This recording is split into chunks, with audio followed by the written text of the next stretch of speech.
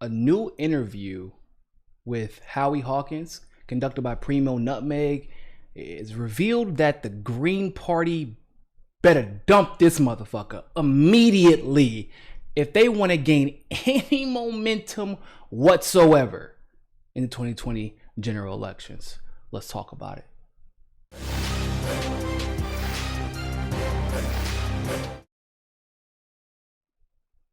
So by now, if you are a leftist, you are probably familiar with Howie Hawkins. He is the Green Party candidate trying to run for president. However, he has not clinched the nomination. He is considered by all metrics the front runner, though. Primo Nutmeg from New Hampshire, somebody who's been known to conduct some pretty fair interviews and ask some pretty damn tough questions and some fair questions, sat down with Howie Hawkins. We have 3 clips here that, like I said, if you're a leftist, it'll make your eyes pop out of your skull listening to these answers. Let's check out the first clip. I just would be interested overall, what are your thoughts on the way that Jill Stein has been treated by the corporate media following the 2016 election? Well, I was part of an advisory group to Jill, and I advised her not to go to that RT thing. Why? And in fact, well, I thought it was a setup. RT is, Russian propaganda. There's a lot of good programming on it, and they don't really interfere with that. Chris Hedges, Larry King, I don't know if Larry's still on there, Tom Hartman. But there's also, when the news comes from central headquarters, they get all kinds of crazy conspiracy people on there. All LaRouche people, the Lyndon LaRouche, right. Conspiracy people and others. So I didn't trust them. And actually another person said, they could take a picture that would just overshadow everything you say. And she thought she'd give a message. She was encouraged by a lot of people in the peace movement. So she went. And that picture, Putin, you said she sat down with Putin. No, Putin sat down at the table with her for just a few minutes. Right. Picture snapped. Flynn is there. She don't know Flynn. Nobody knows Flynn. And Putin leaves. And then Sputnik International, another state media, puts it out on the media. And then, what's their purpose? Divide us in this country. The liberals from the more radical elements. And then MSNBC, CNN, Fox put that picture out there, and a lot of print media, again and again and again. They're doing it for Russian propaganda. That was what the Russians wanted. I mean, it's so ironic. So, the media is, they're following this Russiagate thing, which I think is serious. I think Trump ought to be impeached. I think it's obvious he saw collusion. He did collude. Him and his son and his son-in-law, and, it's all over that first volume of the Mueller report. It's all over there. I mean, when people say, oh, it showed no collusion. No, it didn't. It says, Mueller says right away, I didn't talk about collusion. What did I just listen to? Let's just reverse engineer this for a second. It was all over the Mueller report that there was no collusion. No, actually, what he said was, if I'm not mistaken, and y'all correct me if I'm wrong, was that he couldn't charge him with collusion, and he explained this by underhandedly saying, if I could say that the president was absolutely not guilty of collusion, I would say it. That's not how the law works. If you can't say with certainty that the president was absolutely guilty of collusion, then at least, when you're a white man, listen, if you're black, due process is a little bit different for you. But these are white people, so it's, it's a little bit more of a fair process. If you can find any type of collusion, and you would call him and you would say guilty as charged, but you couldn't find literally anything. And then Howie Hawkins, of course, brings up the whole Donald Trump Jr. thing. He's like, oh, you tried to give advice to Donald Trump Jr. You know what Howie left out? Do you know what that advice to Donald Trump Jr. was? If you have any information that could expose the Republican Party, like he had just gotten information that obviously exposed the Democratic Party, please, would you give it to me? That was the advice. That was the advice. Seriously, that was the advice. Can you believe it? Julian Assange and WikiLeaks doing what they always do, exposing both parties. You know. Then he says he told Jill Stein not to go to that event, which is a climate event, by the way.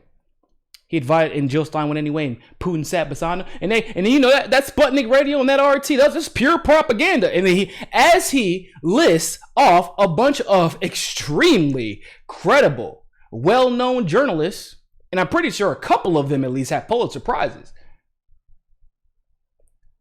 I'm not really all that. Me and Abby are not on good terms right now, but Abby Martin is a brilliant reporter. When it comes to getting information on the ground, she is a brilliant reporter. She was on RT. Jesse Ventura, former Green Party candidate, he is on RT. Jimmy Dore is on RT. I mean, come on, bro. Would you advise her not to go on CNN? Would you advise her not to go on MSNBC? Would you advise her not to go on Fox News? Because all three of those stations are in every way, form, and fashion much more likely to spew propaganda. That's why they get paid millions of dollars. And listen, I know a few people at RT, they're not getting paid what they're getting paid at CNN and MSNBC. I can guarantee you that. I can guarantee it. And I know people at RT. Ed Schultz, brilliant example. MSNBC, former MSNBC, RIP. This is the man who said, I felt like I had the best time of my career at RT. And so your excuse was, hey, Jill Stein, I know you're trying to be a world leader. I know you're trying to lead the front for the battle in climate change. But don't go to this event. Why? Because RT is Russian propaganda. Bro, what the fuck? Are you running a campaign in 1980? Are you kidding me? Listen, y'all thought that was the worst clip, huh? It's not. Let's play the second one. But I just would be interested in your take on that. Do you think that WikiLeaks was involved in this Russian plot? I don't know if they were working for Russia. Assange was working for himself. And I have to tell you, him giving the advice to Donald Jr. that you should protest the election if you lose.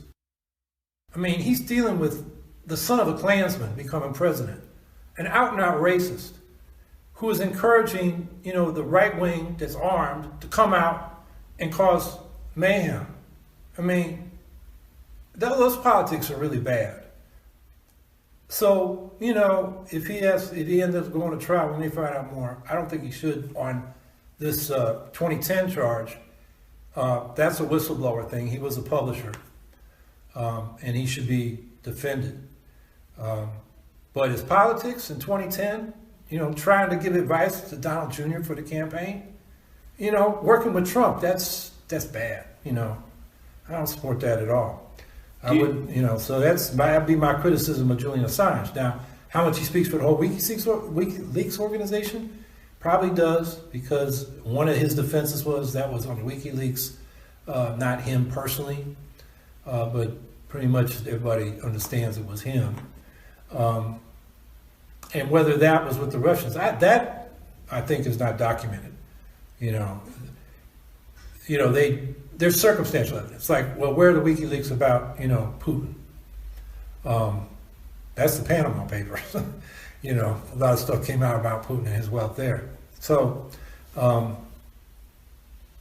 that remains to be seen if he was working with the Russians or just biased with them. We'll see. I'm not sure.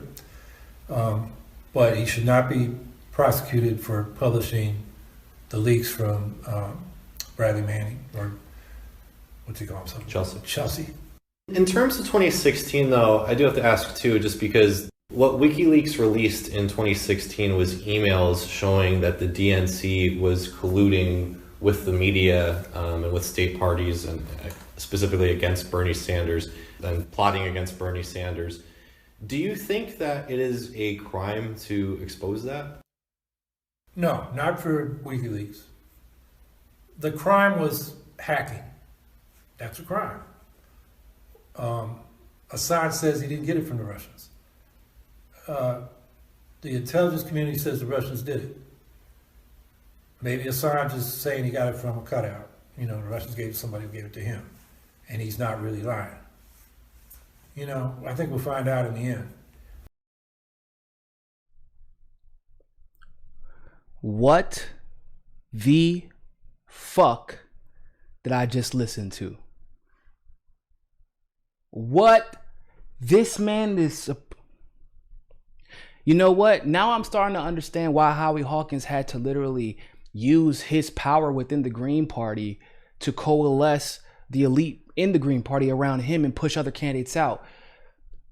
Because Howie Hawkins is a fucking moron. I don't know what else to say. Y'all know I don't like calling people, but bro, you're supposed to be to the left. You're supposed to be left. You're to the right of Bernie Sanders at this point. You're to the right of Bernie. And Bernie is already problematic on these issues. And you're to the right of him, bro. And you're not even as good at articulating your reasons. Well, you know, he's working for himself. I don't know if he's working with the Russians or maybe working with, but hey, why would Donald Trump Jr. Your complaint is that because this is what's interesting, people. Listen to this. He said that it was bad advice from WikiLeaks. It was wrong to advise Donald Trump Jr. to challenge the outcome of the elections if it were to be rigged against him.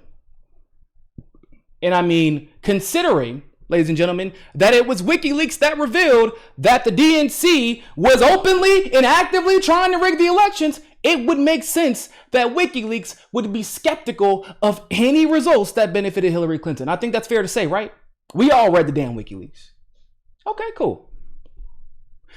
So you said that's bad advice to ask Donald Trump Jr. to challenge the elections. And then, once again, people, Jill Stein did challenge the election. She has open court cases right now. One of her court cases she won, and it resulted in paper ballots and paper ballot backups in Pennsylvania. Now, obviously, Donald Trump won, but Jill Stein had a feeling because, well, once again, we all had a feeling because we all read the WikiLeaks that they were going to try and rig it. Even if they were unsuccessful, that just showed you how bad Hillary Clinton was as a candidate. When you can rig that much and still get your ass handed to you on a platter, that says more about you than it does about everybody else. But nonetheless, Jill Stein challenged the elections. And she found out there was rigging. By the way, not just by the Democrats, not just by the Republicans, but by both sides. And his rationale was, we don't want to help Trump, so don't challenge or give any advice to challenge election rigging, even if we have literally email proof that there is going to be an attempt to try to rig the elections. Well, the intel community said, Russia did it, and I think it's going to come out in the end. Bro, I cannot believe this is a man who came from the 1970s anti-war movement. I can't believe it. I seriously cannot believe this man came from the same movements as like the Black Panthers movements. He was part of creating the Green Party. The whole point of these anti-war movements in the 70s, late 60s, early 70s, was to challenge the intelligence apparatus because they had been known to lie. It's already been proven over and over again that they lie. Everything they say has been debunked. And this man sweet baby Jesus. Well, Julian Assange hacked it. Julian Assange hacked what? Where did he hack it? What hacked? What got hacked? In what case? In what case? Now, this interview may have been done earlier, and Primo may have just updated it. But shit, I mean, it can't be that new. This man called Chelsea Manning Bradley Manning, for crying out loud. What the fuck? He's still trying to, meet up with us here in 2020. Still calling, really? But, you know, he hacked it though. No, he didn't hack shit. And for all these claims, and I hate this one, they're like, you know, he's biased towards the Russians. He's probably working with Putin. He's, you know, why wouldn't he reveal things about the Russian? Oh shit, that's right. Julian Assange can't actually seek refuge in Russia because he has consistently revealed information about the Russian government and their oligarchy as well. Hot damn Bojangles. You figure it out, Howie. Because why won't he go? He should just go seek refuge in Russia since he is so friendly towards them. What the fuck? Come on, bro. Come on, bro. Dario Hunter, man, this. Please keep marching. We got one more clip. Let me read the super chat real quick. Why is Primo putting out this video over and over again without doing an interview with our other frontrunner Dario Hunter? It seems like he's trying to make the Green Party look bad. I don't think he's trying to make the Green Party look bad, honestly. I think in the description, he was clear that like because Bernie is out, because Tulsi is out, because the Democrats have their presumptive nominee, that it's time to start focusing on the presidential candidates for the Green Party. So the Green people know that Howie Hawkins is not at all. If they ever watch this type of interview, they know that he is not at all representative of the Green Party. This man makes Jill Stein look like Jesus Christ of Latter-day Saints. Holy bro, what? I seriously, when I was listening to this interview and I was like, what the fuck am I listening to? What am I listening to? This can't be real. I thought it was satire. I really did, because it just came up and I was like, oh cool, let me hear this, what is, you know. And I hear his voice and I thought he was joking because of the way he was communicating. He was super lax about it, you know. And he was super relaxed about it. You know what I mean? You know. And he kept saying, he wasn't really like elaborating on his points. He just was rambling. CIA talking points, something, you know, points that you can get from CNN, MSNBC, Fox News. Like, oh, you know what? Y'all haven't even seen the best part. My personal favorite part. Let's play this third clip. With the side, I wouldn't have done that. In fact, you know, that was another offer that Jill got, and she didn't do it. Really? On our advice, yeah. I didn't know that. Yeah. When did she get that invitation? 2015.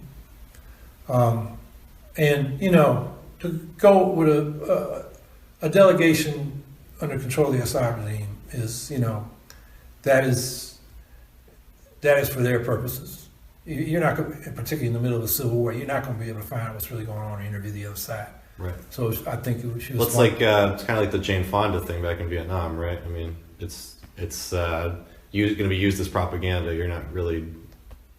Well, I would say much worse to go to Syria under the circumstances with Assad. I mean, this guy's a butcher. He tortured that Canadian engineer, Syrian Canadian, on behalf of the CIA.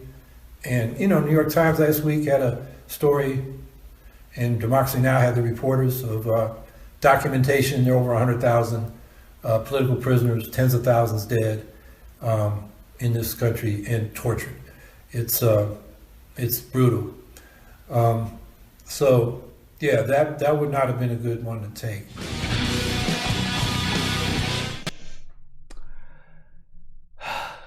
Y'all, oh my God. I want y'all to wrap your head around this. First of all, don't you ever come at Tulsi again. You got some goddamn nerve, little boy. It's ridiculous that someone who's been you are damn near twice the age of Tulsi Gabbard. And you are a whole ass adult. You are a whole ass adult saying, how dare our world leaders, or one of our world leaders who was sitting at the time on the Committee of Foreign Affairs, go meet with another world leader to try and figure out what's going on in Syria so that we can stop it from happening and then figure out if we have any involvement in it.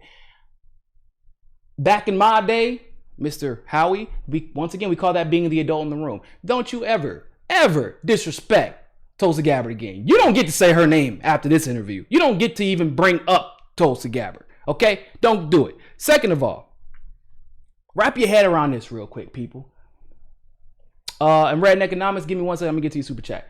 Wrap your head around this real quick. He said, he's a butcher. CIA talking point, right? It's CNN, MSNBC.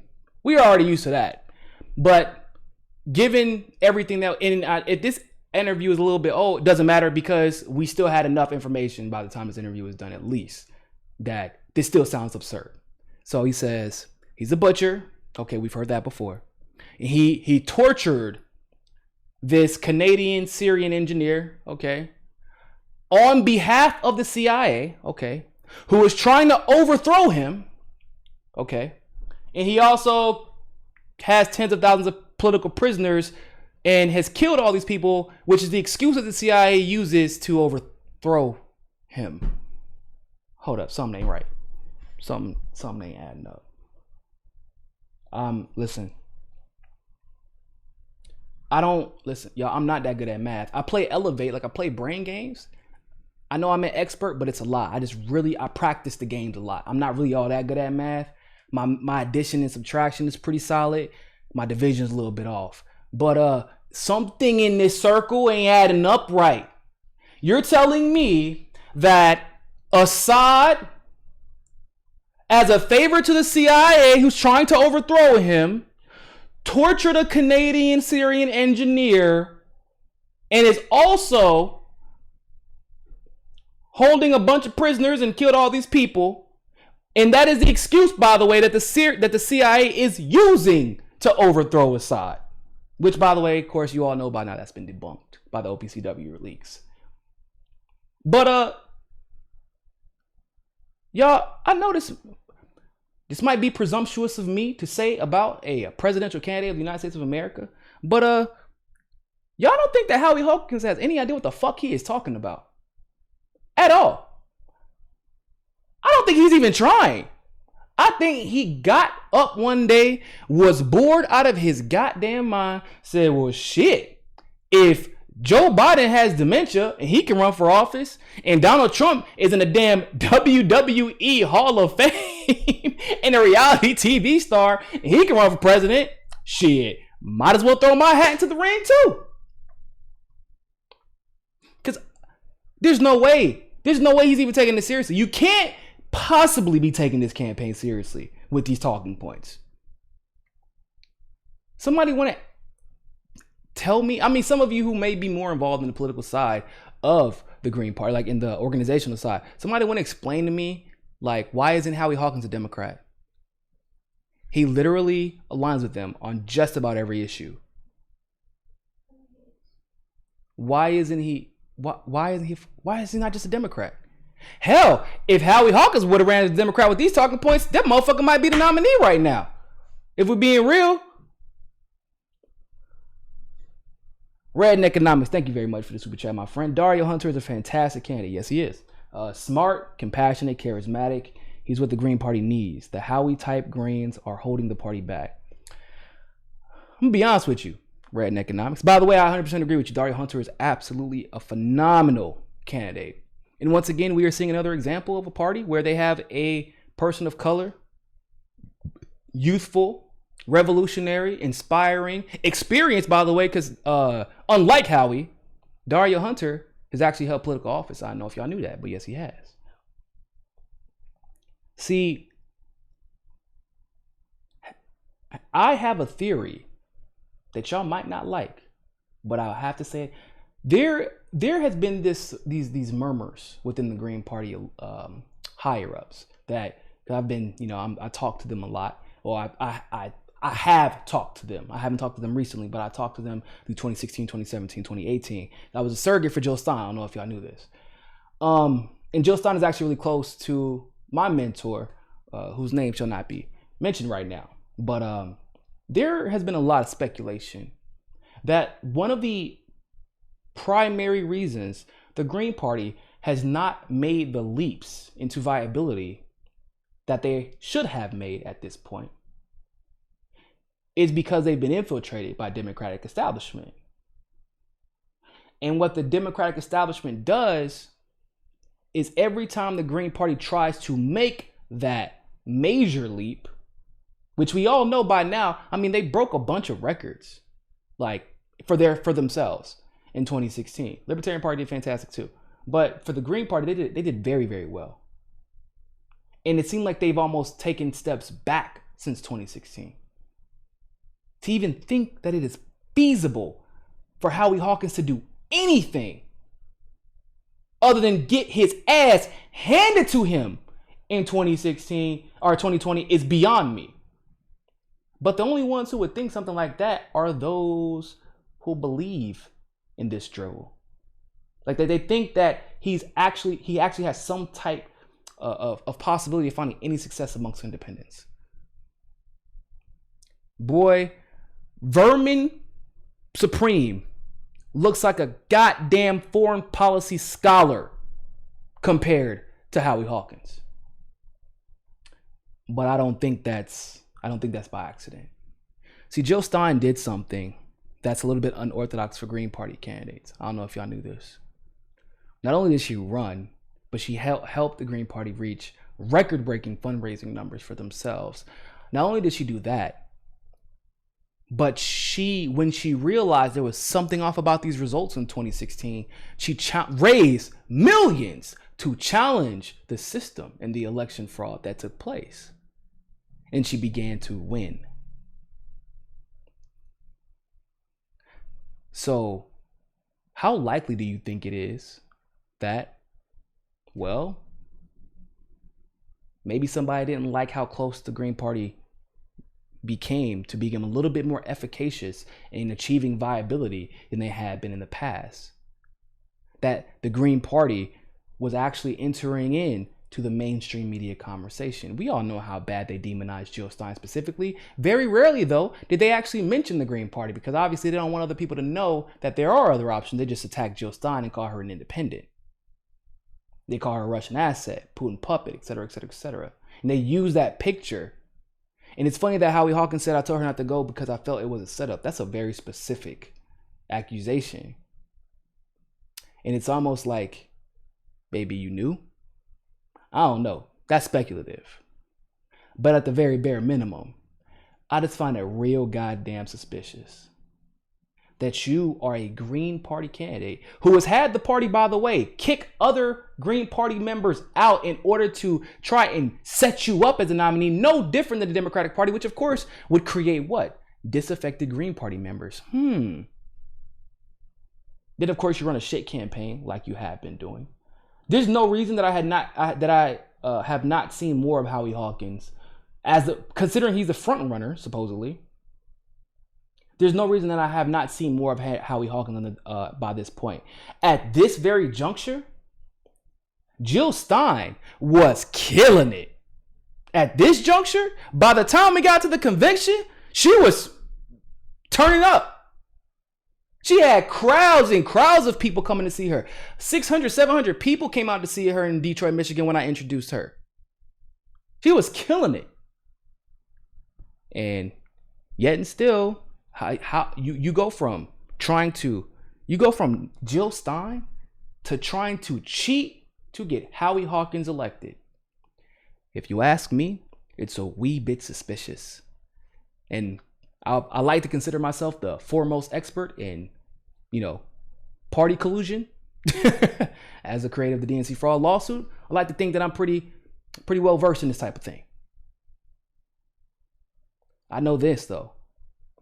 For the members of the for the Green Party, y'all better get Howie Hawkins out of here, or y'all not getting shit in 2020. And you're going to kill your prospects of ever achieving anything if you don't get rid of Howie Hawkins. Dario Hunter, I interviewed him last week. I'm interviewing him again tomorrow on rockfin.com. So make sure you subscribe to me there, rokfin.com/Niko. Make sure that you check out Dario Hunter. I have another interview with another candidate on Monday as well. But Howie Hawkins? Listen, y'all. You know what this is? That's my inhaler. See, I have to hit that every time I choke on some bullshit so I don't die. And that's basically what happened. I had to hit that inhaler about 10 times listening to that goddamn interview. Gotta do something about that. For the love of God. Get him out like yesterday. Like, this is as a person who likes the Green Party, as a person who obviously loves their platform, as a person who likes a lot of their candidates, as a person who's advocated and spoken for, and as a former surrogate for just get Howie Hawkins the fuck out from in front of the camera, please, for the love of God. Or the Green Party isn't getting anything in 2020. It's that simple. So, with that being said, ladies and gentlemen, thank you all so much for tuning into that live stream segment of Mi Casa Su Casa. If you are a Rockfin Premium member, I will be on Rockfin with the Convo Couch, and I believe, and Primo, it's not Primo. It's not Ron. I don't think Ron's tonight. Poppy Chaloman. Many of you may have seen his recent viral video on Twitter. Myself, Poppy Chaloman, same thing.